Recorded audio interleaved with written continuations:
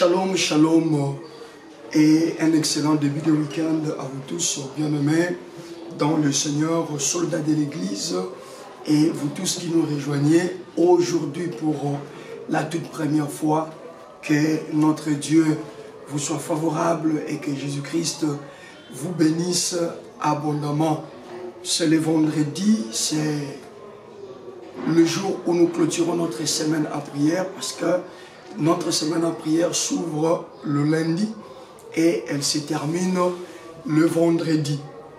Donc comprenez par là que nous sommes en prière de lundi à vendredi et le week-end, nous le laissons au bon soin d'un chacun de nous pour préparer son culte de dimanche. Donc après ce soir, nous allons nous retrouver encore les lundis à 22h de Kinshasa. Voilà, c'est comme ça que ça se passe. Et vous le savez que le jeudi et le vendredi, nous donnons beaucoup de temps à la prière. Parce que le lundi, mardi, mercredi, nous fonçons dans l'enseignement, dans l'exhortation. Mais le vendredi, nous donnons suffisamment de temps à la prière. Tel que hier, on a prié. Aujourd'hui encore, par la grâce de Dieu, nous croyons que nous allons encore prier le Seigneur. Allez, nous sommes toujours en train de continuer notre deuxième privilège. Pour ceux qui viennent de nous prendre, un petit rappel rapidement. Nous sommes dans une série d'enseignements où le Seigneur nous parle de la génération de fils de Dieu. Parce que nous prions en fonction de thème du mois. Le mois de février est pour nous le mois de la manifestation des fils de Dieu. Le mois de la révélation des fils de Dieu. Et c'est dans cette optique-là que le Seigneur nous a amenés à parler des privilèges que nous avons en faisant partie justement de la génération de fils de Dieu. Donc nous sommes en train de parler d'un grand point, la génération des fils de Dieu, c'est-à-dire la génération de ceux qui ont reçu Christ comme leur Seigneur et Sauveur. Et quels sont les privilèges qu'ils ont, ceux-là qui sont de cette génération. On a parlé du premier privilège. Je rappelle que nous parlerons que de 3 privilèges, faute de temps. Le premier privilège, on en a déjà parlé. Ceux qui sont de la génération des fils de Dieu ont la victoire sur les démons, sur le diable et sur tous les adeptes du diable. Et on est en train de continuer sur le deuxième privilège. Ceux qui sont de la génération des fils de Dieu ont la victoire sur le péché. Ils ont la victoire sur le péché. Et là-dessus, le Seigneur nous a donné beaucoup de ramifications. Nous sommes allés à gauche, on s'est étendu à droite. Et c'est là où nous avons eu le temps de parler sur le péché, le pouvoir du péché, la sémence du péché. Et on a même parlé de l'homme intérieur, le vieil homme. Voilà, on a parlé du vieil homme. Et on a compris, on a compris que pour ceux qui sont en Jésus, le péché n'a aucun pouvoir sur eux et le péché ne peut pas être maître de leur vie. Et hier, déjà avant-hier, on s'est lancé à parler d'un élément très important qui est la grande ruse du diable sur la culpabilité. Et il était donc question que chacun de nous comprenne que la culpabilité n'a pas sa raison d'être au niveau de son âme. Parce que la culpabilité, c'est justement cette voie-là qui te rappelle toujours le mal que tu as commis et qui te fait voir que si tu n'émerges pas, si tu ne vas pas de l'avant, c'est à cause de cette erreur. Et c'est d'ailleurs cette voie-là qui te décourage, cette voie-là qui crée en toi une forme d'aphobie vis-à-vis de la présence de Dieu. Et c'est cette voie-là qui vient justement justifier tes échecs et tes défaites. Donc elle vient justifier tes échecs et elle vient justifier tes défaites. Tu commences à normaliser cela je suis fils de Dieu, mais je n'enfante pas. Je trouve ça normal parce que j'avais avorté. Je suis voilà, je voulais parler d'une fille de Dieu, excusez-moi. Je suis fils de Dieu, mais malgré mes diplômes, je n'ai pas un travail compatible à mes études. Et je normalise cela. Je me dis, ben voilà, c'est parce que quand j'avais encore 14 ans, j'avais fait ceci, j'avais fait cela. Oublions que la Bible dit, si quelqu'un est en Christ, il est une créature nouvelle, les choses anciennes sont passées. Quand la Bible dit que ces choses-là sont passées, pourquoi le faire revenir dans notre âme? Pourquoi le faire revenir dans notre pensée? Voyez-vous, c'est ça justement la grande risque du diable. Le diable sait que le péché n'a aucun pouvoir sur nous. Et si le péché n'a aucun pouvoir sur nous, c'est que toute sa cohorte, parce que le péché ne vient pas seul. Il se fait toujours accompagner d'une cohorte.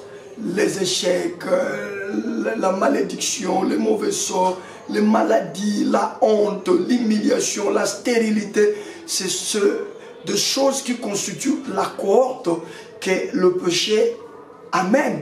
Et voilà, donc si le péché n'a plus de pouvoir sur nous, sa cohorte également n'aura plus d'influence sur nous.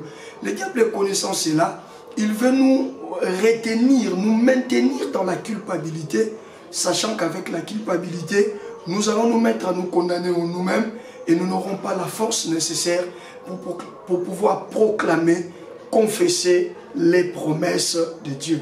Or, lorsque nous confessons, nous proclamons les promesses de Dieu, cela démontre à suffisance que notre âme est libérée et notre âme croit exactement à la visitation de Dieu. Et quand on atteint cette dimension, que nous le voulions ou pas, la visitation de Dieu finira par arriver. Puisque c'est un mois où les fils de Dieu sont en train de se révéler, voilà pourquoi Dieu nous inspire ces choses, afin que nous puissions pour toujours nous libérer de ces choses et attendre avec beaucoup d'assurance l'accomplissement de promesses de Dieu. Alors, c'était promis que nous devrions clôturer avec ce deuxième privilège aujourd'hui. Parce que si vous calculez, déjà le dimanche nous serons le 19, c'est ça le 19, et qu'à partir de lundi ça sera le 20. Il ne nous restera que 8 jours. Et ces 8 jours-là, ce sont des 8 jours vraiment où nous allons parler de la manifestation des fils de Dieu. Maintenant que vous comprenez que vous avez la victoire sur le péché, la victoire sur le diable et ses démons, alors il n'y a plus rien qui pourrait vous empêcher de vous manifester. Alors c'est à partir de la semaine prochaine que nous allons mettre à profit nos 8 derniers jours du mois pour parler de la manifestation des fils de Dieu, de la révélation des fils de Dieu, de manière un peu approfondie. C'est bon? Voilà pourquoi aujourd'hui, comme prévu, nous allons clôturer. Nous allons clôturer sur la victoire sur les péchés, en répondant à la fatidique question. Parce que de la manière où nous avons présenté la chose, d'aucuns se diraient, alors pasteur, vous voulez encourager les gens à vivre dans le péché? La réponse, elle est déjà non. Parce que au départ, déjà, quand on a lu 1 Jean 3, on dit clairement que ceux qui sont nés de Dieu ne commettent pas le péché. Voyez-vous? Alors, cela a engendré une deuxième question. Si ceux qui sont nés de Dieu ne commettent pas le péché, alors les erreurs que nous commettons, les fautes que nous commettons, on peut les regrouper dans les comptes de quoi? Ce n'est plus un péché ou c'est quoi?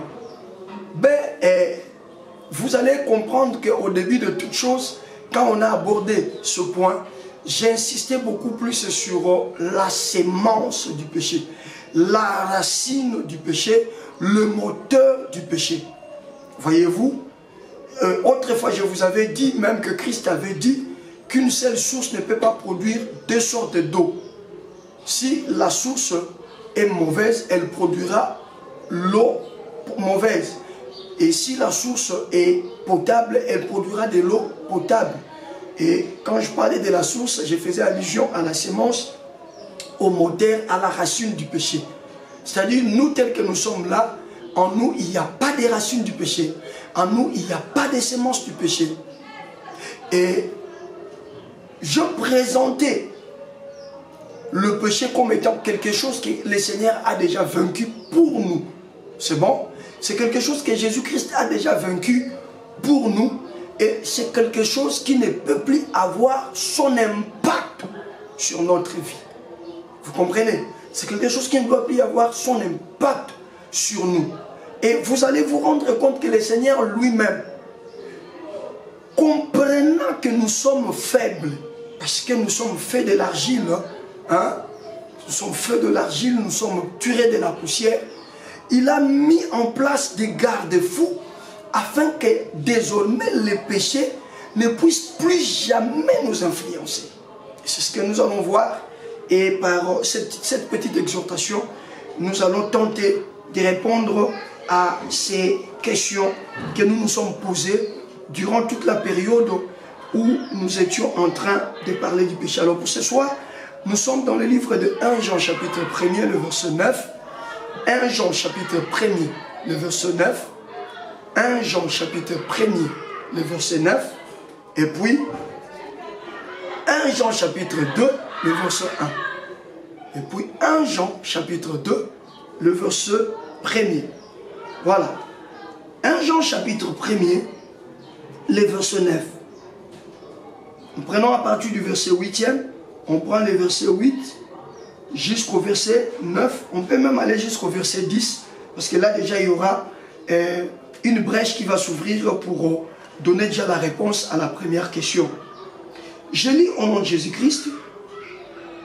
Si nous disions que nous n'avons pas de péché, ce serait nous tromper nous-mêmes. La vérité ne serait pas en nous. Mais, suivez-moi très bien, le verset 8 commence par si, et le verset 9 commence par mais. On dit quoi? Mais, si nous reconnaissons nos péchés, lui qui est fidèle et juste, nous enlèvera nos péchés. Il nous purifiera de tout mal. Si nous disions que nous n'avons pas péché, nous ferions de lui un menteur. Sa parole ne serait pas en nous. Est-ce qu'on a compris? Si nous disions que nous n'avons pas de péché, ce serait nous tromper nous-mêmes. Est-ce ici l'apôtre se contredit avec le chapitre 3? Loin de là. Ici l'apôtre ne présente pas les péchés comme étant une sémence. C'est bon? Mais comme étant un accident de parcours. Vivant sur la terre, dans les parcours, il nous arrive de broncher. Il nous arrive de commettre le péché sans pour autant que sa sémence soit encore en nous. Tout en étant déjà enfant de Dieu, dans la marche, on peut commettre des erreurs.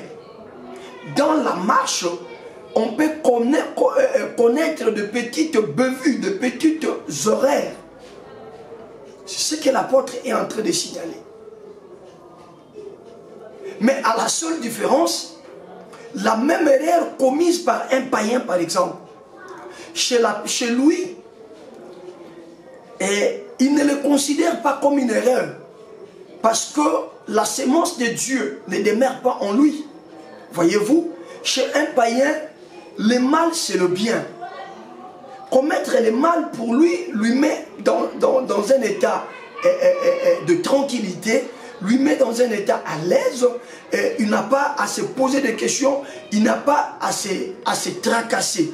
Justement parce que, nous l'avions dit, sa conscience est stérile vis-à-vis des actes qu'il pose. Qu'il pose un acte bien ou mauvais, cela ne lui dit absolument rien.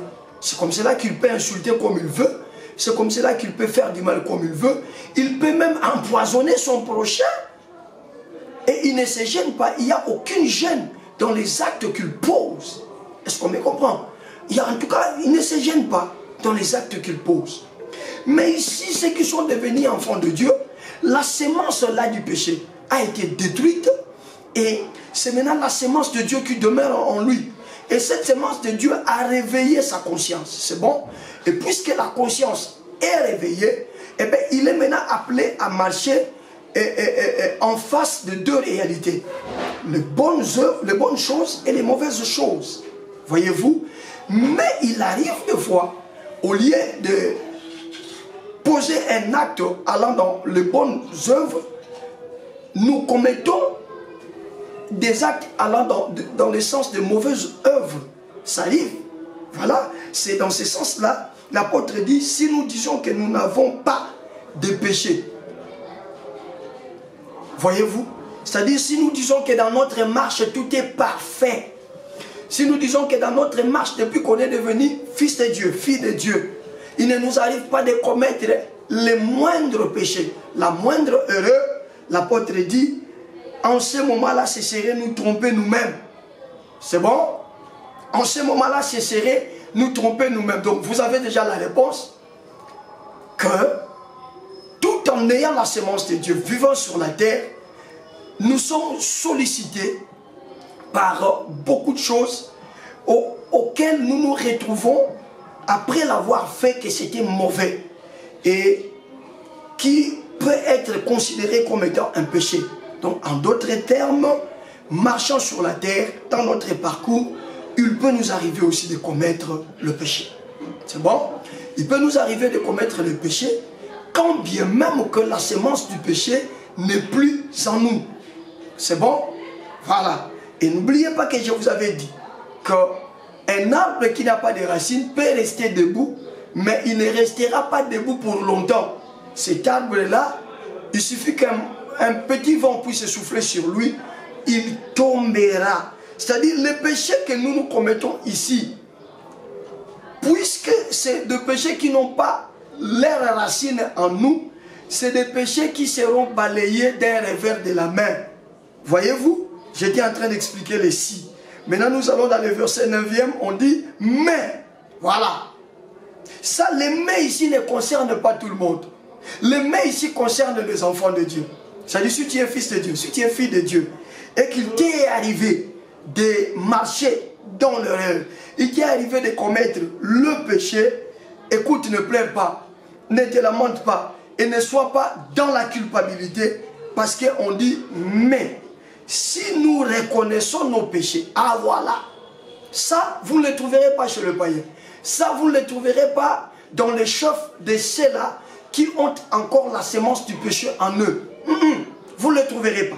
Ça ne se trouve que dans les chefs de ceux-là qui ont la sémence de Dieu en eux. La sémence de Dieu, nous l'avions dit, marche en adversité avec la sémence du péché. Dieu et le péché ne cohabitent pas. Ça va? Dieu et le péché ne cohabitent pas. Voilà pourquoi, lorsqu'il vous arrive de pécher, ne vous posez pas 50 questions, ne vous posez pas 30 questions, ne vous posez pas 12 000 questions, mais lorsqu'il vous arrive de tomber dans le péché, ici je parle du péché de manière générale. Parce que il y a un constat amer que moi, dans mon petit parcours avec Dieu et dans mon petit parcours de prédicateur de l'évangile que j'ai fait, c'est que la personne, lorsqu'il commet un péché déjà injurié, en tout cas, ça ne le dérange pas du tout. Lorsqu'il commet un péché du genre médire, la médisance, ça ne dérange pas trop que lorsqu'il commet par exemple le péché de l'impudicité, que lorsqu'il commet par exemple le péché de l'ivrognerie, voyez-vous. Alors il m'arrive souvent de me poser la question, mais pourquoi ça? Parce que tout c'est le péché. C'est bon? Tout c'est le péché. Alors on ne doit pas avoir un traitement approprié par rapport au péché du genre impudicité, ivrognerie, assassiner, voyez-vous tout ça? Et un autre traitement approprié pour le péché du genre insulter, du genre médisance, voyez-vous? Voyez-vous, hein? Donc ici, nous parlons du péché de manière générale. Tout cela constitue le péché. Alors, même la colère, c'est aussi péché. Se mettre en colère, c'est naturel. Mais ça devient péché lorsqu'on accepte de dormir avec la colère. Tu me suis là, tu as un frère, ton frère biologique, ta sœur biologique, avec lequel vous ne vous parlez pas. Tu as gardé rancune dans ton cœur avec lui. Tu vis dans le péché. C'est un péché. Est-ce que cela t'exclut de la génération des fils de Dieu? Non, non. Mais c'est un péché que tu pouvais d'un revers de la main balayer. Parce que toi, la semence qui est en toi, c'est la semence de Dieu. Et cette semence-là de Dieu ne cohabite jamais avec le péché.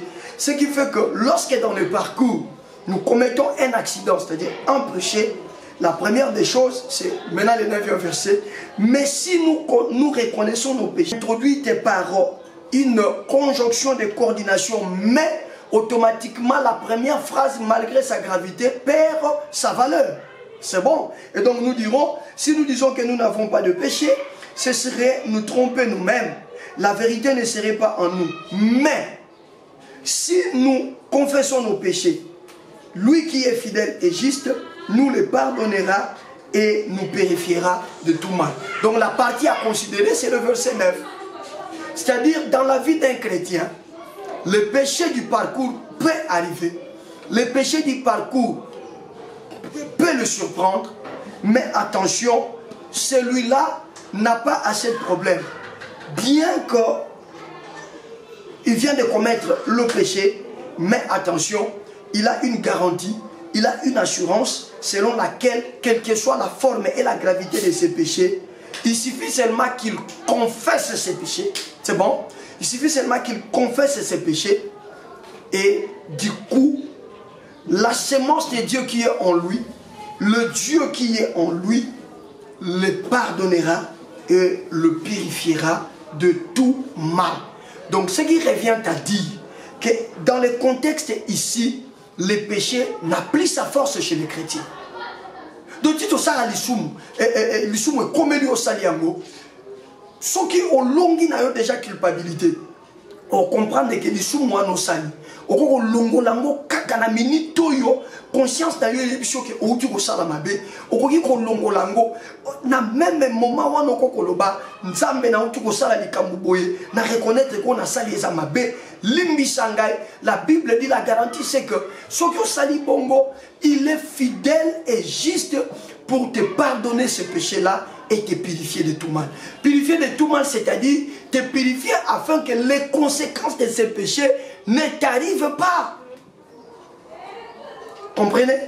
Te purifier afin que les conséquences justement liées à cette erreur que tu as commise ne puissent pas t'arriver. Et donc ici, ça va maintenant dépendre de l'attitude avec laquelle le chrétien comprend la victoire sur le péché dont nous sommes en train de parler. Même ici, le péché n'a pas le pouvoir sur toi, chrétien. Remarquez bien. On dit, si tu dis que tu n'as pas de péché, tu es menteur. Mais si tu confesses ce péché-là, il est fidèle et juste pour te pardonner et te purifier de tout mal. Voyez-vous? Donc on veut tout simplement te dire que le péché ne te laissera pas tranquille. Il te suivra partout. Dans ton parcours, il t'arrivera de commettre quelques erreurs. Il t'arrivera de manière accidentelle. Je ne parle pas de manière préméditée. Parce que celui qui a la semence de Dieu ne prémédite pas le péché. S'il vous plaît. Celui qui a la semence de Dieu ne peut pas se réveiller un matin et dire, bon, aujourd'hui je vais tuer quelqu'un. C'est impossible. Et si lui arrive de tuer, vous allez vous rendre compte que c'était de manière imprudente qu'il est parvenu à commettre cet acte-là. C'est-à-dire que c'était une sollicitation de manière imprévue et le trouvant dans un état peut-être de faiblesse lié parfois à des difficultés, à des questions, à la colère. Il s'est retrouvé déjà, il a commis une erreur et voilà, et c'est un péché qu'on ne peut pas masquer, qu'on ne peut pas blanchir sur un péché. Mais si la personne est chrétienne, le premier réflexe lorsque sa conscience l'interpelle sur l'erreur commise, c'est celui, le réflexe bien entendu, c'est celui de confesser le péché et automatiquement votre Dieu est fidèle et il est juste, un, pour vous pardonner, deux, pour vous purifier de tout mal. Vous voyez même là, le péché n'a aucun pouvoir sur vous. Le même péché qui peut amener l'autre à la mort. Mais vous, lorsque ça vous surprend, on vous demande directement de pouvoir confesser ce péché et c'est-à-dire procéder par les pardons du péché. Donc vous voyez déjà là, il y a un garde-fou que le Seigneur a déjà mis. Le Seigneur a mis pour nous déjà un garde-fou. Puisqu'il a vaincu le péché, sachant que sur la terre, le diable cherchera à tout prix à nous tenter, à nous tirer, à commettre les péchés, eh bien, il va mettre maintenant un garde-fou que dans le parcours, il peut vous arriver également de tomber, il peut vous arriver également de commettre le péché. Allez, attention, lorsque ça vous arrive, ne vous mettez pas à pleurer, ne vous mettez pas à vous faire du mal, mais lorsque ça vous arrive, réalisez que votre Dieu est là prompte à vous pardonner. Comment? Lorsque vous allez confesser votre péché. C'est-à-dire lorsque vous allez reconnaître que ce que j'ai fait est mauvais et dire à votre Dieu, Seigneur, je viens de commettre une erreur, pardonne-moi et je veux que tu me donnes la force de ne plus revenir sur ces forfaits. Ça y est, c'est fini. Votre Dieu est fidèle et juste pour vous pardonner et vous purifier. Et donc c'est un péché sans racine. C'est bon? C'est un péché sans racine, c'est un péché sans sémence. Ce qui fait que c'est un péché fragile. Même le diable, les choses que je suis en train de vous dire ici, le diable le sait. Que même lorsqu'il conduit un enfant de Dieu au péché, ce n'est pas un péché efficace. Ça va devenir efficace seulement lorsque l'enfant de Dieu qui a commis ce péché n'a pas les réflexes de pouvoir confesser le péché et demander pardon. Mais il suffit qu'un enfant de Dieu se lève, confesse le péché et demande à ce que Dieu le pardonne. Il est fidèle et juste pour vous pardonner et vous purifier de tout mal. Et pendant que je parle, si vous vous souvenez d'un péché, d'une erreur que vous avez commise, dont vous n'avez pas eu le réflexe de pouvoir confesser le péché, confessez-le maintenant pendant que moi je suis en train de parler. Dites à votre Dieu, Seigneur, j'avais fait ça, j'avais fait ça, j'avais fait ça, je n'ai jamais confessé cela, pardonne-moi. Parce que ça peut aussi être la source de la culpabilité. Hein? Le péché non confessé peuvent aussi être la source de la culpabilité. C'est pourquoi vous avez une brèche ouverte ce soir. Confessez-le. Quelle que soit la gravité du péché, je vous dis que vous l'avez commis, mais c'est sans racine. Ça n'a pas de semence en vous. Donc c'est fragile. Et quand vous confessez là, cet arbre-là, ça tombe directement sans autre forme de procès. Voilà. Allez, nous allons rapidement, pour clôturer et prier, nous allons rapidement maintenant dans 1 Jean chapitre 2, le verset 1er. Voyez, nous étions dans 1 Jean 1, verset 9. Maintenant, nous sommes dans 1 Jean chapitre 2, le verset 1er. Écoutez ce qui est écrit. Écoutez ce qui est écrit. Mes petits enfants, je vous écris cela pour que vous ne péchiez pas. Déjà, la raison pour laquelle on nous écrit ceci par l'apôtre Jean, ça c'est l'apôtre de l'amour. Hein? Vous allez remarquer que l'apôtre Jean dans son épître, je ne parle pas de l'évangile selon Jean, mais dans son épître, il a démontré réellement que c'était un apôtre rempli d'amour. Parce que vous allez voir, il traite des choses avec beaucoup d'amour. Écoutez ce que l'apôtre Jean nous écrit. Mes petits enfants, donc c'est nous. Il dit ceci. Je vous écris cela pour que vous ne péchiez pas. C'est-à-dire, la chose qui suit là. On ne te dit pas cette vérité pour que tu ailles pécher. Hein? On ne te livre pas cette vérité pour que tu ailles pécher. Et il insiste, il dit, je ne vous écris pas. C'est là pour que vous ne péchiez pas. Mais si quelqu'un, pour que vous ne péchiez pas. Mais si quelqu'un a péché, c'est-à-dire le péché dans la vie d'un homme, il est naturel. Mais lorsque l'homme vient au Seigneur, la semence du péché est ôtée, ça devient maintenant difficile, je ne dis pas impossible, mais ça devient maintenant difficile pour que l'homme qui a Jésus en lui puisse pécher. Parce que la conscience est là pour nous dire que tel acte est bon, tel acte est mauvais. Mais l'apôtre n'exclut pas l'hypothèse selon laquelle, tout en ayant Jésus, ça peut arriver que quelqu'un puisse pécher. L'apôtre n'exclut pas l'hypothèse selon laquelle, tout en ayant Jésus, mais dans le parcours, que quelqu'un qui a Jésus peut aussi pécher. C'est bon? Mais je rappelle que même lorsque quelqu'un qui a Jésus pêche, ce n'est pas un péché enraciné. Ce n'est pas un péché lié à la sémence du péché qui est en lui. Parce qu'en lui, il y a la sémence de Dieu. Voilà qui fait que le péché n'a pas de pouvoir sur la personne. Il peut directement confesser le péché et le péché pardonné. Mais ici, l'apôtre est allé plus loin. Et c'est ici que nous allons essayer de mouvoir un peu. Et puis on va se mettre à prier. Mes petits enfants, voyez-vous, il dit, je vous écris cela pour que vous ne péchiez pas. Parce que si vous n'avez pas l'Esprit de Dieu pour comprendre le sens de ces choses, vous croirez qu'on vous a donné le visa de commettre les péchés comme vous voulez. Or, dès lors qu'en nous, il n'y a pas la sémence du péché, c'est que moi, en tout cas, existe-t-il un enfant de Dieu qui, lorsqu'il lui arrive de commettre le péché, il est content? Personne. C'est-à-dire, nous marchons déjà à contre-courant avec le péché. Même quand il nous arrive de les commettre, on est très mal à l'aise. Vous allez vous rendre compte que vous perdez votre paix. La sérénité du cœur, vous la perdez. La tranquillité du cœur, vous la perdez. Simplement parce que vous avez eu quoi? À pécher. Voyez-vous? Et pourtant, la personne qui n'a pas Dieu en lui, en elle, mais elle peut pécher comme elle veut. Sans se gêner, sans avoir quelque chose qui le reproche par rapport à l'acte commis. Voyez-vous? Donc c'est ça la vérité. La vérité c'est celle-là. C'est ce qui pousse l'apôtre à dire ça. Alors l'apôtre dit, mais si quelqu'un a péché, virgule, nous avons un protecteur auprès du Père, Jésus-Christ. Lui, c'est qu'on parle, nous avons un avocat. Allez, nous allons prendre cela dans les deux volets. Protecteur ou avocat. C'est bon? En tout cas, si vous avez la Bible Louis II, soulignez là où c'est écrit avocat. C'est pourquoi avant que l'apôtre ne dise ça, il nous dit simplement que je vous écris ces choses pour que vous ne péchiez pas. C'est-à-dire, c'est pour vous une garantie que nous allons nous contrôler avec l'aide de l'Esprit de Dieu pour que nous ne puissions pas commettre les péchés.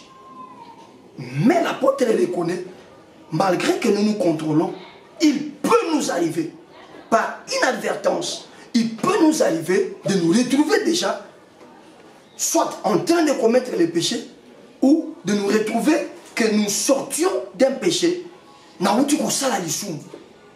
Et malgré qu'on a aussi contrôlé. Papa, les sollicitations que nous avons par rapport au monde, vous n'avez pas d'idée. Vous comprenez? Quelqu'un peut venir vous emmerder au point de vous inciter à vous mettre en colère. Et quand la colère arrive, ça dompte pratiquement beaucoup de maîtrise. Ça nous fait perdre un peu de maîtrise. Et vous vous retrouvez, vous avez peut-être insulté quelqu'un sous l'effet de la colère. Cela ne fait pas de vous directement, ne vous fait pas perdre la qualité de fils ou de fille de Dieu. Non. C'est ce que l'apôtre voulait dire. C'est-à-dire contre votre volonté. Mais une erreur s'est glissée. C'est bon? Contre votre propre volonté. Une erreur s'est glissée. Et l'apôtre insiste pour dire, si cela vous arrive ainsi, ne vous faites pas du mal. Sachez que vous avez un avocat. Donc, quand on parle de l'avocat ou du protecteur, c'est la même chose. Parce que quand on cherche un avocat, c'est pour qu'il vienne nous protéger vis-à-vis de la sanction qui nous guette. Vous comprenez? Voilà. Vous comprenez maintenant pourquoi il est dit dans 1 Jean 1er verset 9 que si vous confessez vos péchés, il est fidèle et juste pour vous pardonner et vous purifier de tout mal. Je disais tantôt que le tout mal là, c'est toute la conséquence que ce péché devait vous apporter. Dieu est juste et il est fidèle pour vous épargner cela. Pourquoi? Alors la réponse est là. Parce que là devant son trône, Jésus est allé en arborant la toge d'un avocat. Un avocat c'est qui? Un avocat c'est quelqu'un qui réunit tous les moyens de défense afin de convaincre le juge sur la motivation qui a poussé, n'est-ce pas, la personne incriminée à commettre l'acte abominable qu'il a commis. C'est ça un avocat. C'est un art que les juristes sont allés apprendre afin de pouvoir constituer tous les moyens pour défendre une personne malgré que la personne a tort. Vrai ou faux? Alors si c'est vrai, maintenant Jésus-Christ est auprès du Père. Il arbore toujours la toge d'un avocat. Vous comprenez pourquoi hier je vous ai parlé de Hébreux chapitre 2 verset 18. Là on dit il a lui-même porté ce corps humain afin de sentir, de subir ce que ce corps subit, pour qu'il soit à mesure de mieux nous défendre devant le Père. Pendant que les autres disent, vraiment c'est un aventurier, comment lui pouvait voler, comment lui pouvait voler, pour moi ce n'est plus un serviteur de Dieu. Ton avocat se lève et dit au Père, papa, ne suis pas ce que ces gens-là disent, et ne frappe pas ton fils, parce que moi j'ai porté ce corps. La dimension à laquelle cette tentation lui est arrivée, avec ce corps, il ne pouvait que céder. Mais ne les regarde pas, regarde-moi, parce que sur la croix, j'ai pris sa place. Et quand le Père regarde Jésus, il trouve que Jésus également a été tenté de la même manière. Mais lui n'a pas cédé, lui n'a pas bronché, lui a vaincu. Et le Père ne va considérer que la victoire de Jésus. Et ça sera maintenant à cause de la victoire de Jésus que toi, tu seras pardonné. Voilà pourquoi on dit il est fidèle et juste. La fidélité par rapport à quoi? Par rapport à l'acte qu'il est venu faire sur la terre. Sur la terre, il a pris ma place, il a pris ta place. La justice, pourquoi? La justice, c'est la chose qu'il réclame auprès de son Père. Que quand tu m'as envoyé sur la terre, tu m'as envoyé pour que je puisse prendre la place de Dose. Et puisque j'ai pris sa place, tu ne peux plus le frapper. L'erreur que Dose a faite, s'il faut frapper, tu vas me frapper moi. Mais maintenant, tu m'as déjà frappé une fois selon Ésaïe 53. Là, la Bible dit frapper de Dieu et humilier de tous. Voilà pourquoi cette qualité d'avocat lui a été attribuée. Et Jésus-Christ, c'est le véritable avocat. Lorsqu'il te défend, quel que soit ce que les hommes disent, quel que soit ce que la société dit de toi, au ciel, lorsque Jésus te défend, il te défend, tu es défendu, et ton casier judiciaire restera vide parce que tu as un avocat. Voilà notre plus grande joie. Et voilà notre plus grand bonheur. Toi qui me suis, tu n'aimes pas suivre Jésus. Tu dis que nalinga kakolanda mama osambela te pona bino ba bosambelaka na biso to andenge moko te to yibi na yo to sali na yo lisumu. Mais attention, moi j'ai une formule et faut yeba ngo ke lisumu wana nga na sali et yeli ngai na ndenge accident na kana ki angote. Et quand je me rends compte que na sali mabe na yebi ndenge ni ko tubela na yebi ndenge ni ko confesser lisumu na ngai. Peut-être on a confessé balobi nzambe nanga aza fidèle azape juste pour alimbisanga pe apetolanga na mabe nyonso bongo yosiko. Tu me dis toi aussi tu vas prier. OK, mais tu n'es pas identifiable. Tu vas prier, ça serait une simple gymnastique. Pourquoi? Parce que tu dois être identifié en Jésus. Et pour être identifié en Jésus, tu dois l'avoir reçu comme Seigneur et Sauveur dans ta vie. Si tu ne l'as jamais reçu, tu peux beau faire des prières, tu peux aller sur la montagne plus que moi. Mais moi, aussitôt, je fais ma prière. Mon avocat se lève depuis le ciel, il dit au Père, papa, oui, il a commis une erreur, mais regarde, moi, je suis son avocat. Pardonne, ne fais pas du mal. Et toi? Voyez-vous que avoir Jésus dans la vie, c'est au-delà de toute chose. Avoir Jésus dans la vie, c'est la meilleure, la plus meilleure bénédiction qui puisse exister. Je conclus ce deuxième privilège sur la victoire sur le péché pour dire que pour avoir les choses que nous avons dit, la victoire sur le péché, la première des choses, il faut d'abord recevoir Jésus-Christ comme Seigneur et Sauveur, parce que c'est en ce moment-là que tu auras la victoire sur le péché. Et vivant sur la terre, les sollicitations ne manqueront pas. Le diable te tuera toujours pour commettre les péchés afin de te plonger dans la culpabilité. C'est ça l'objectif du diable. Il sait que lorsque tu commets le péché et que tu connais cette formule, tu demandes pardon, tu confesses le péché, ton péché est pardonné et tu ne seras pas dans la culpabilité et il n'y aura aucune conséquence. Voilà pourquoi il veut, aussitôt tu finis de pécher, il vient avec sa grosse voix pour te faire croire que toi là, Dieu ne t'accueillera plus. C'est bon?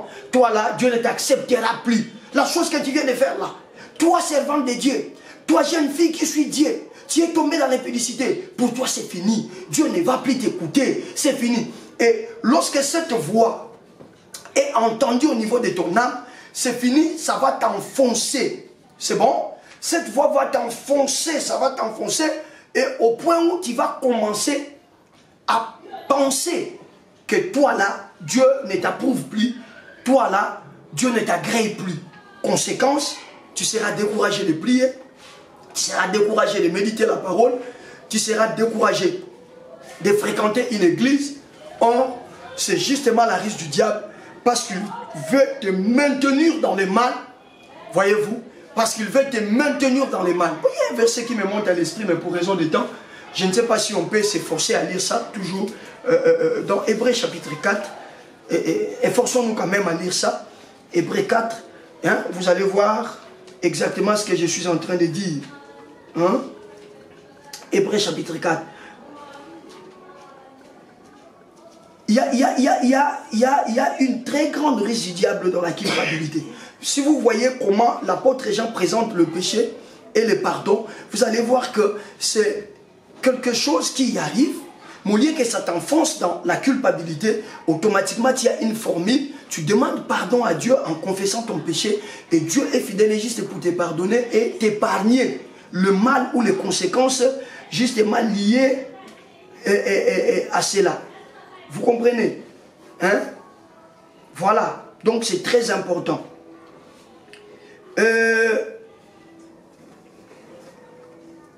Je suis dans Hébreux chapitre 4. Permettez-moi de fouiller rapidement les versets. Les versets que je suis en train de chercher dit ceci. Le verset dit, approchez-vous donc du trône de la grâce. Voilà. Hein? J'ai la littérature en tête.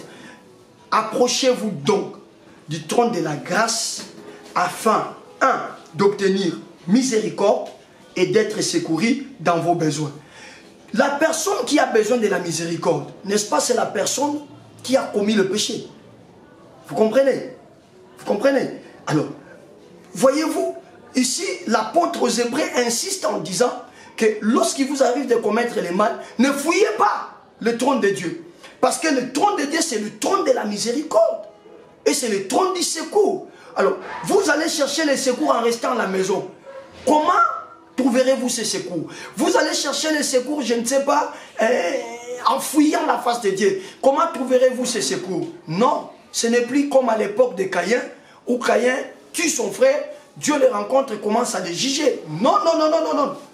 Nous sommes des fils et des filles de Dieu, et notre grand frère Jésus a inauguré le temps de la grâce, le temps de l'amour de Dieu, le temps où Dieu nous prête main forte. Dieu ne veut pas notre chute, mais il nous soutient. Il vient à notre secours, il vient nous prêter main forte. Il faut faire très attention, chers soldats de l'église. Même après avoir commis le mal, venez dans la présence de Dieu. C'est ça les versets que j'ai cherchés, mais cette traduction, elle est un peu différente de lui. C'est bon pour trouver les versets rapidement, mais je crois que je finirai par trouver le verset. Je crois que je finirai par trouver le verset rapidement.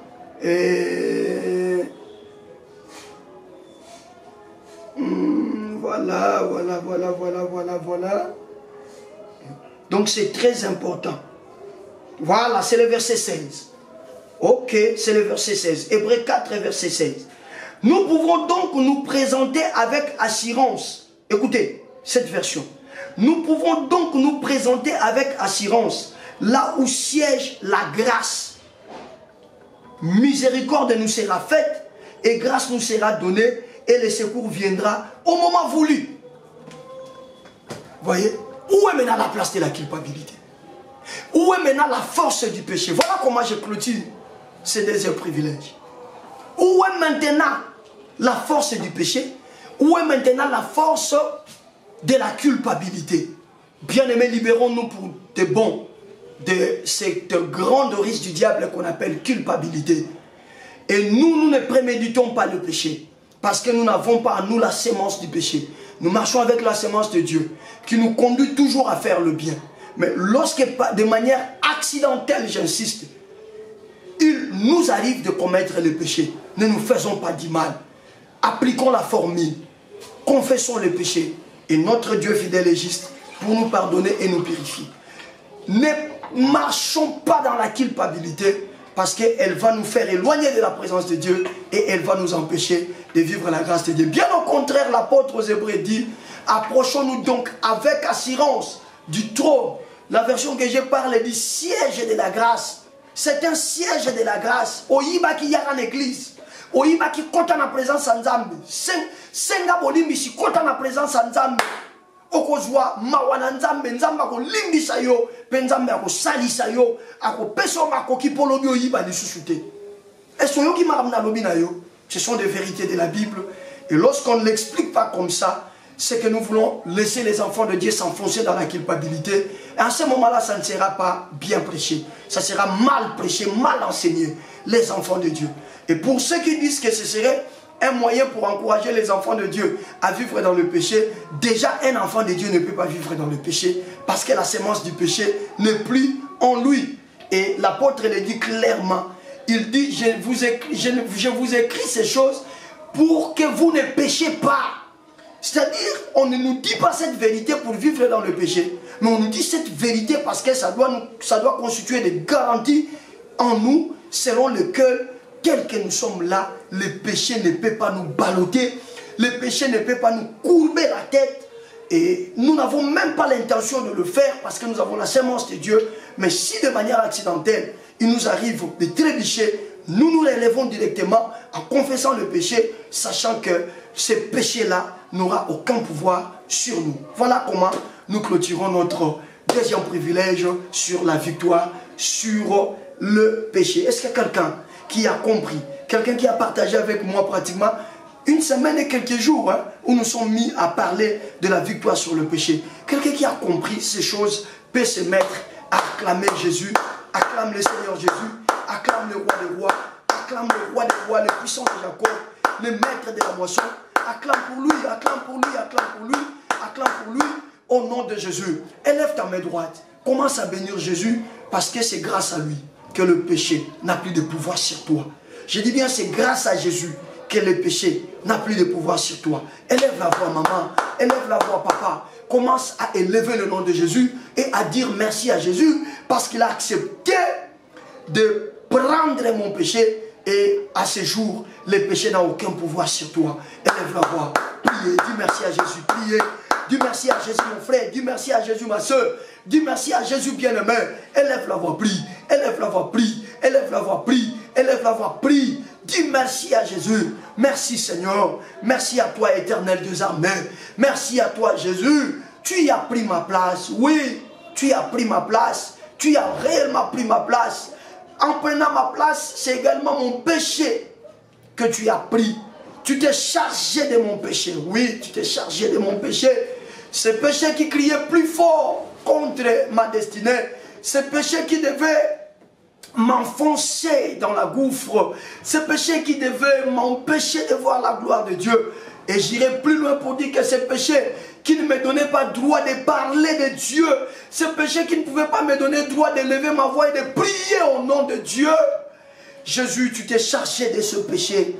Tu as accepté que les châtiments qui devaient tomber sur moi retombent sur toi, retombent sur toi. Et là, tu es allé sur la croix. La Bible dit frapper de Dieu et humilier.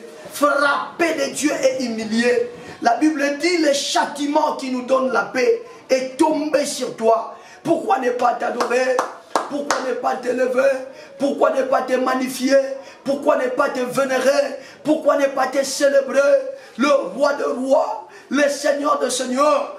À cause de ce que tu as fait, Jésus, je resterai à jamais l'adorateur de Jésus. À cause de ce que tu as fait pour moi, Jésus, je resterai à jamais au service de Jésus.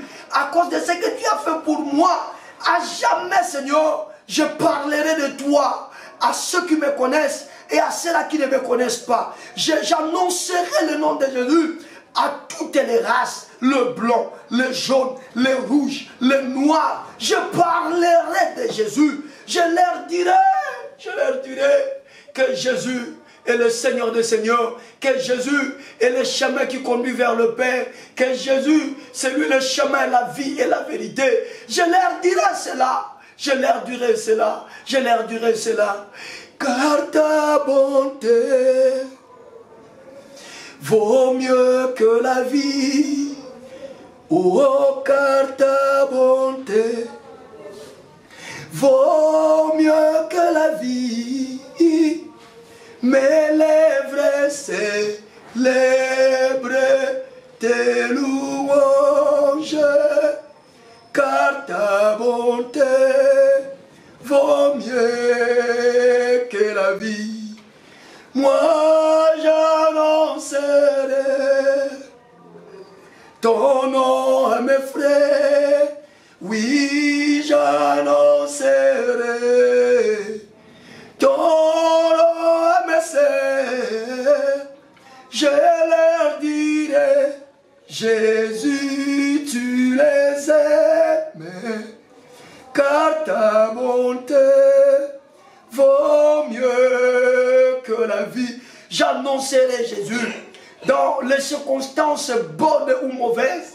Je dirai aux gens que Jésus est le Seigneur. Je dirai aux gens que Jésus est bon. Je dirai aux miens que Jésus-Christ sauve, que Jésus-Christ libère, que Jésus-Christ donne la paix et que Jésus-Christ conduit au ciel. J'annoncerai ces choses, Seigneur. Oui, malgré les circonstances de la vie, mais je dirai aux gens que tu es le roi des rois. Je dirai aux autres que tu es le Seigneur des seigneurs. Parce que tu es au-delà. Tu es au-delà de tout ce que moi je peux penser. Qui pouvait accepter de prendre ma place?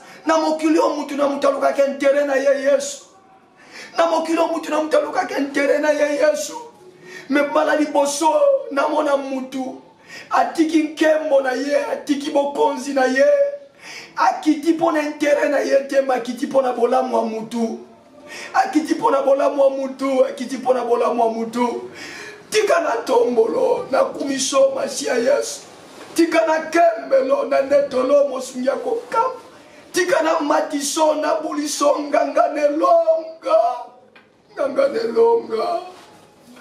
Yobongi na lokumu Yofandi na bisika Bileki na nkembo Korona bolingo nyoso Yonde zambe na nguye Moko kisi na bilaka Kembweza yayo Zoualo kumu kolo. Bien-aimé, tu vas encore élever Jésus.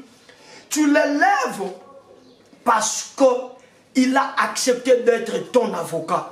Non seulement qu'il a vaincu le péché et que le péché n'a plus de pouvoir sur toi, mais il sait que vivant sur la terre, dans les parcours, il peut t'arriver de trébucher. Dans les parcours, il peut t'arriver de commettre des erreurs. Mais il a accepté d'arborer la toge de l'avocat là au ciel auprès du Père, afin que chaque jour, à tout moment, il se mette à te défendre. Même lorsque tout le monde se dit que ce que tu as commis là, ça n'est fini pour toi. On doit t'abattre, on doit te tuer. Mais le seul qui présente à son Père les moyens de défense, afin que toi, tu ne sois pas victime tel que les hommes le pensent, tel que la sorcellerie le pense. Le seul qui le fait pour toi, c'est Jésus. Tu vas élever ta voix. Bénis Jésus parce qu'il est un avocat fidèle, un avocat qui gagne toujours tous les procès.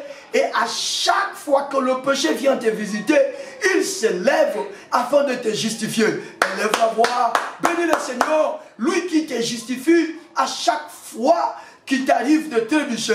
Élève la voix, prie, élève la voix, prie, élève la voix, prie. Seigneur, merci de rendre le pardon permanent pour moi. Seigneur, merci de rendre le pardon permanent pour moi. Jésus, merci de rendre le pardon permanent pour moi. Ceci a été rendu possible seulement quand tu es rentré auprès du Père. Tu as accepté de devenir mon avocat. Tu as accepté de devenir mon avocat. Tu as accepté de devenir mon avocat. Tu constitues tous les moyens de défense efficaces afin que le Père me pardonne toujours. Afin que le Père me pardonne toujours. Tu me justifies devant le Père. Tu me justifies devant le Père. Tu me justifies devant le Père. Yesu, Yesu, Yesu, Yesu. Tikana tombo la yo. Yesu, Yesu, Yesu, Yesu. Tikana sanjo la yo. Yesu, Yesu, Yesu, Yesu. Tikana kambe la yo. Molobeli nange pa ya papa eza yo. Mon avocat auprès du Père, c'est toi. Oh, nous qui sommes de la génération des fils et filles de Dieu, nous sommes les plus heureux parce que nous avons le meilleur avocat. Nous t'élèvons notre avocat, Jésus. Nous t'élèvons notre avocat, Jésus. Nous t'élèvons notre avocat, Jésus, Jésus, Jésus. Tu es notre avocat. Nous te magnifions. Nous te vénérons. Nous te célébrons d'âge en âge, Jésus.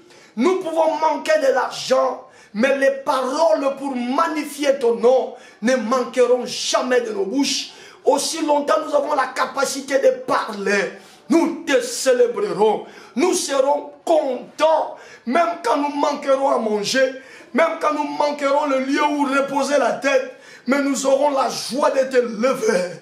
Nous aurons la joie de te magnifier. Parce que nous avons le privilège de t'avoir comme avocat auprès du Père. Oh, Jésus, Jésus, Jésus, Jésus, Jésus. Voilà qui fait que le Père ne nous traite pas selon nos actes, mais le Père nous traite selon l'acte que toi tu as posé. Et l'acte que tu as posé, tu as tout accompli sur la croix pour nous. Louange à Jésus. Honneur à Jésus. Magnificence à Jésus. Célébration à Jésus. Nous te chanterons, Jésus. Nous crierons ton nom, Jésus. Nous parlerons de toi, Jésus. Nous te donnerons le meilleur de nous-mêmes, Jésus. Alléluia. Alléluia. Alléluia, bien-aimé. Nous voulons maintenant prier sur la victoire, sur le péché.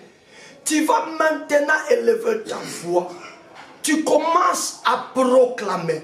Tu dis, moi, désormais dans ma vie, je ne vivrai plus jamais dans la culpabilité. Élève la main droite. Je vais te prêter quelques paroles. Après, je te laisserai prier. Élève la main droite.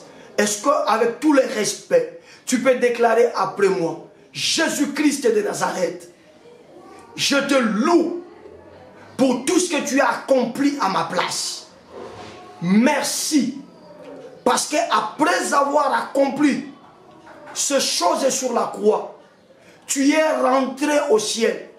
Ce n'est pas pour que je vive une vie en dents dessus, mais c'est pour que désormais ma vie soit réellement le reflet de la victoire que tu as obtenue sur la croix. C'est pour que ma vie soit réellement le reflet de la victoire que tu as obtenue sur la croix. Merci pour ce que tu as fait. La culpabilité, c'est une véritable ruse. Déclare, la culpabilité, c'est une véritable ruse. Seigneur, comme je l'ai déclaré, le 2 jours qui viennent de passer, je me suis libéré de la culpabilité. Ce soir encore, je le déclare tout haut. Moi, dans un tiloulou, mets ton nom là, moi je mets mon nom. Moi, dans un tiloulou, je ne vivrai jamais dans la culpabilité. Je ne vivrai plus jamais dans la culpabilité. Je ne vivrai plus jamais dans la culpabilité. Je ne vivrai plus jamais dans la culpabilité. Je ne vivrai plus jamais dans la culpabilité. Je ne vivrai plus jamais dans la culpabilité. À compter de ce soir, culpabilité, ruse du diable, toi et moi, nous ne marcherons plus sur la même route, sur la même voie, sur le même chemin. On est séparés pour toujours. On est séparés pour toujours. On est séparés pour toujours. Toi, ma conscience. Toi, ma conscience. Toi, ma conscience. Désormais, tu resteras éveillé. Tu resteras éveillé. Tu resteras éveillé. Et la culpabilité n'aura plus d'accès chez toi. N'aura plus d'accès chez toi. Jésus t'a libéré. Jésus m'a libéré.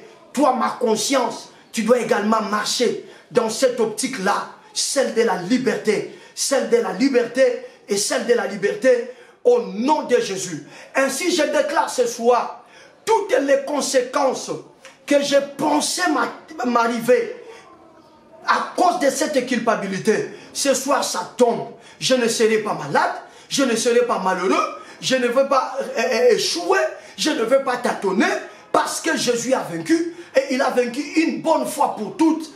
Plus question que je vive les conséquences de la culpabilité qui m'avait rendu captif,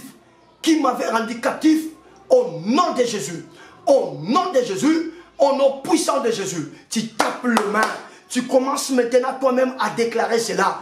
Tu mets fin à la culpabilité. Ce soir c'est fini, tu ne vas plus te culpabiliser. Ce soir c'est fini, tu ne vas plus te culpabiliser. Ce soir c'est fini, tu ne vas plus te culpabiliser. Tape le main, prie, tape le main, prie, tape le main, prie, tape le main, prie, tape le main, prie. Dis comme moi je dis, c'est fini, c'est fini. Plus de culpabilité dans ma vie, plus de culpabilité dans ma vie. Je ne me culpabiliserai jamais. Ce n'est pas la volonté de Dieu. Ce n'est pas la volonté de Dieu. Ce n'est pas la volonté de Dieu. Ce n'est pas la volonté de Dieu. Le Seigneur sait que vivant sur la terre, les pièges il y en aura. Il a mis à ma possession des garde-fous, des garde-fous, des garde-fous. Pourquoi donc je dois me culpabiliser? Pourquoi donc je dois marcher dans la culpabilité? Mon cerveau, ma conscience, mon âme, plus jamais d'accès à la culpabilité, plus jamais d'accès à la culpabilité, plus jamais d'accès à la culpabilité. La Bible me dit, c'est pour la liberté que Christ m'a affranchi. C'est pour la liberté que Christ m'a affranchi. C'est pour la liberté que Christ m'a affranchi. Je proclame que je suis libre. Je déclare que je suis libre. Je proclame que je suis libre. J'annonce que je suis libre. Je déclare que je suis libre. Je proclame que je suis libre. Je suis libéré. Je suis libre. Je suis libéré. Je suis libre au nom puissant et suprême de Jésus. Bien-aimé, c'est l'avant-dernière requête maintenant. Tu vas maintenant prier pour la formule magique, s'il faut le dire ainsi. La formule que le ciel nous a laissée. La Bible dit dans 1 Jean 1er, 8 à 9. Mais si vous confessez vos péchés, il est fidèle et juste pour vous les pardonner et vous purifier de toute iniquité. Vous délivrer de tout mal, de toutes les conséquences de ce péché. Alors tu vas faire cette prière parce que l'Esprit me demande de vous amener à cette prière. Déclarez après moi, au nom de Jésus-Christ, ce soir, je reviens à la charge. Ce soir, je reviens à la charge. Père, dans ma vie, j'ai eu à commettre des erreurs. J'ai eu à commettre des fautes. J'ai eu à faire de péchés. Mais que je n'avais pas confessé.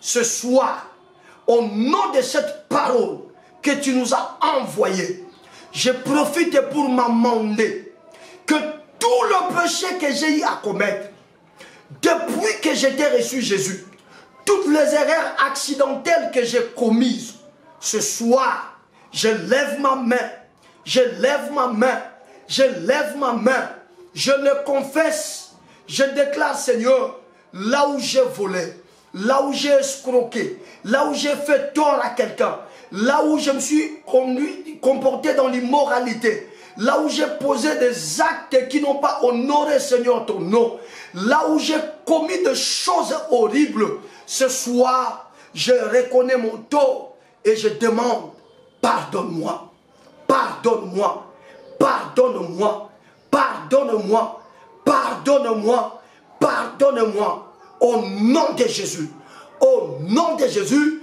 et au nom puissant de Jésus. Maintenant, tu tapes le main, tu commences à glorifier la fidélité de Dieu et la justice de Dieu. Il dit, si vous faites ça, il est fidèle et juste pour vous pardonner et vous purifier. Commence à taper les mains, tu le bénis parce qu'il te pardonne, il te purifie et il te justifie. Il te pardonne, il te purifie et il te justifie. Élève la voix, prier, élève la voix, prier, élève la voix, prier, élève la voix, prier, élève la voix, prier, élève la voix, prier, élève la voix, prier, élève la voix, prier, élève la voix, prier. Puisque vous avez eu l'occasion de vous rattraper, vous avez eu l'occasion de revenir à la charge, vous avez confessé. Il est fidèle et juste. Il est fidèle et juste pour nous pardonner, pour nous pardonner, pour nous pardonner, pour nous pardonner, pour nous pardonner. Au lieu de demeurer dans la culpabilité, en lieu et place, il faut confesser. En lieu et place, il faut confesser. Ce soir, vous l'avez fait. La culpabilité est en train de tomber et le ciel est en train de vous justifier. La culpabilité est en train de tomber et le ciel est en train de vous justifier. Il est en train de vous purifier. Au nom de Jésus. Au nom de Jésus. Au nom de Jésus. Priez, priez, priez, priez, priez. Priez, priez, priez, priez, priez. Priez, priez, priez, priez, priez. Priez, priez, priez, priez, priez. Priez, priez, priez, priez, priez. Priez, priez, priez, priez, priez. Priez, papa. Priez, maman. Priez, mon frère. Priez, ma soeur. Ce soir, je sens la miséricorde de Dieu. Cette maladie va te quitter à cause de la miséricorde de Dieu. Il dit, approchez-vous avec assurance du trône de grâce. C'est là où vous obtiendrez miséricorde et c'est là où vous serez secourus dans vos besoins. Toi qui as besoin de recevoir la guérison te sera donnée. Toi qui as besoin de recevoir la paix te sera donnée. Toi qui as des questions sans réponse, tu vas recevoir la réponse. Toi qui te tracasses, toi qui t'es découragé, ce soir tu auras le résultat et le Seigneur te donnera la capacité de continuer et d'aller de l'avant avec lui. Élève la voix, prie, glorifie Jésus parce qu'il est fidèle, glorifie Jésus parce qu'il est juste, glorifie Jésus parce qu'il te pardonne, parce qu'il te purifie, parce qu'il te pardonne, parce qu'il te purifie, parce qu'il te pardonne, parce qu'il te purifie, parce qu'il te pardonne, parce qu'il te purifie. Alléluia. Alléluia. Maintenant, tu vas proclamer haut et fort que tu as la victoire sur le péché. Que le péché ne représente plus un danger pour ta destinée. Écoutez-moi bien. Le péché ne représente plus un danger pour ta destinée parce qu'il ne va plus t'enfoncer dans la culpabilité. Parce que tu ne le préméditeras aussi jamais. Tu ne sortiras jamais pour pécher. Tu ne vas pas au boulot, tu ne vas pas aller au boulot pour pécher. Tu ne vas pas rester dans ta maison pour pécher. Tu marcheras comme celui qui a la sémence de Dieu. Et lorsque l'épreuve du péché t'amènera à trébucher, tu ne vas pas te plonger dans la culpabilité, mais tu confesseras et tu arrangeras avec ton Dieu, tu répareras avec ton Dieu. Ainsi tu continueras ta marche jusqu'à ce que le Seigneur reviendra. Ainsi tu continueras ta marche jusqu'à ce qu'il reviendra. Élève la voix, déclare tout haut, tu y as la victoire, tu y as la victoire, jusqu'à ce que Jésus reviendra, jusqu'au jour de l'enlèvement, tu seras enlevé. Le péché ne te tuera pas vers le bas, le péché ne te mettra pas dans la faiblesse, le péché ne t'amènera pas à perdre. Élève la voix, proclame la victoire. Nous, c'est la dernière récolte. Proclame la victoire. Le deuxième privilège, étant membre de la génération des fils de Dieu, tu y as le privilège, la victoire sur le péché. Proclame cette victoire, proclame cette victoire, proclame cette victoire, proclame cette victoire, proclame cette victoire, proclame cette victoire, proclame cette victoire. Je suis en train de proclamer la victoire. Le péché ne sera pas maître de ma vie. Je suis en train de proclamer la victoire. Le péché ne me dominera jamais. Je suis en train de proclamer la victoire. Le péché ne saura pas me guider et me diriger. Au nom de Jésus, je n'ai plus en moi la sémence du péché et le péché ne peut rien contre moi. Le péché ne peut rien contre mon ministère. Le péché ne peut rien contre ma destinée. Le péché ne peut rien contre ma vie. Je suis un enfant de Dieu. Je suis un fils de Dieu. Le ciel, c'est mon habitation. Et le Dieu Tout-Puissant, c'est celui qui me donne la force de ne pas succomber. C'est celui qui me donne la force de marcher avec lui. Je proclame la victoire du péché. Péché, péché, péché. Je sais que tu me chercheras à tout bout de champ. Mais je sais une seule chose. Que tu ne m'enfonceras pas. Tu ne m'enfonceras pas. Tu ne m'enfonceras pas. Mon Dieu ne permettra pas. Mon Dieu ne permettra pas. Je marcherai tête haute. Sachant qu'il y a un Dieu qui me fait guider. Sachant qu'il y a un Dieu qui me fait guider. Et lorsque je succombe, je sais que mon Dieu sera là pour me relever. Je sais que mon Dieu sera là pour me relever. veux. Voilà pourquoi je viens proclamer, en tant que fils de Dieu, en tant que fille de Dieu, j'ai la victoire sur le péché. J'ai la victoire sur le péché. J'ai la victoire sur le péché. J'ai la victoire sur le péché. J'ai la victoire sur le péché. J'ai la victoire sur le péché. Au nom puissant et glorieux de Jésus-Christ. Au nom puissant et glorieux de Jésus-Christ. Au nom puissant et glorieux de Jésus-Christ. 3 fois, nous allons tous déclarer victoire, victoire, victoire. Allons-y. Victoire, victoire, victoire. Je proclame et je décrète que désormais, tu vas marcher dans la victoire. Le péché qui te cherchera à tout bout de champ ne saura pas t'enfoncer dans la culpabilité. Tu te relèveras et tu continueras la marche jusqu'à ce que le Seigneur reviendra et il te prendra. Tu iras avec lui dans la gloire. Reçois la grâce de Dieu. Reçois la faveur de Dieu. Que la grâce de Dieu dans ta vie déclenche la victoire. Que la grâce de Dieu dans ta vie déclenche les reflets de la victoire que le Seigneur a obtenu sur la croix. Au nom de Jésus, au nom de Jésus, au nom puissant de Jésus, nous disons Amen. Est-ce qu'on peut acclamer pour la gloire de Jésus? Acclame pour le roi des rois, acclame pour les saints d'Israël. Voilà, bien-aimés, comment nous clôturons notre deuxième privilège. Nous qui sommes de la génération de fils de Dieu, le deuxième privilège, nous avons la victoire sur le péché. Que le Seigneur vous bénisse. Nous allons prendre la dernière étape pour le compte de notre thème du mois, la manifestation des fils de Dieu. C'est à partir de ce lundi que nous allons maintenant parler de la manifestation des fils de Dieu. Comment se manifester? Parce que là, vous avez la victoire sur les démons. Vous avez la victoire sur le péché. Vous avez la victoire sur la sorcellerie. C'est fini. Vous avez la victoire sur les diables. C'est fini. Comme pour dire que rien ne pourra vous empêcher et rien ne pourra vous faire ombrage afin de ne pas vous manifester. Maintenant, vous devez vous manifester. Le rendez-vous est pris pour le lundi. Que Dieu vous bénisse. Passez un excellent week-end. En tout cas, on va se retrouver le lundi à 22 h si le Seigneur Jésus ne revient pas. Ciao.